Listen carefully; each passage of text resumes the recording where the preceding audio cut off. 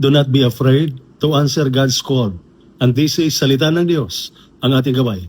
Today is Saturday, July 11, 2026, and we celebrate the memorial of Saint Benedict Abbot.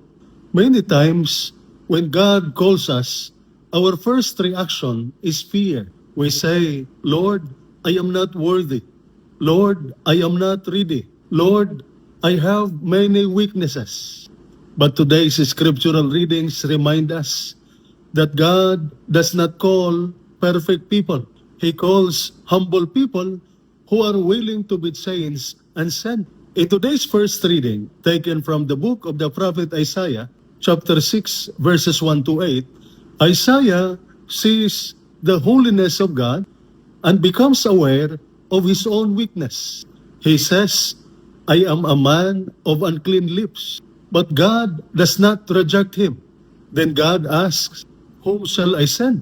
And Isaiah answers, here I am, send me. That is the story of every vocation. We encounter God, we recognize our weakness, we receive His mercy, and then we are sent. In the Gospel reading taken from the Gospel of Matthew, chapter 10, verses 24 to 33, Jesus tells His disciples, do not be afraid. He knows that mission is not easy. Some people may misunderstand us, criticize us, or reject us when we live our faith and stand for truth. But Jesus reminds us that God sees us, knows us, and values us.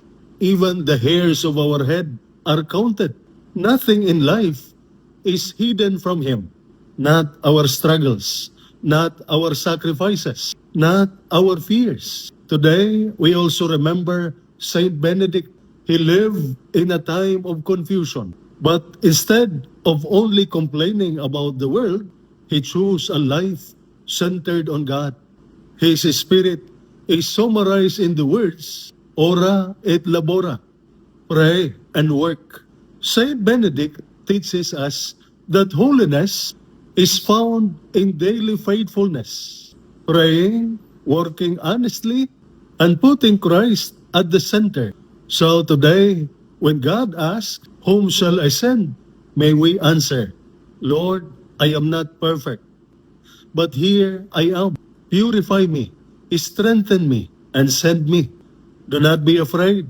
God does not need perfect servants. He needs willing hearts. And this is Salita ng Diyos, ang ating gabay. Let us pray. Lord God, remove our fear, purify our hearts, and strengthen our faith. Teach us to say, here I am, send me.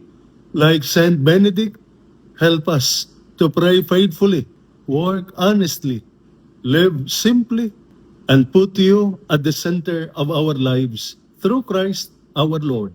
Amen. And may the Almighty God bless you and your family, the Father, the Son, and the Holy Spirit. Amen. Holy Mary, Mother of God, pray for us. Saint Joseph, pray for us. Saint Michael the Archangel, Prince of the Church, protect us. Amen.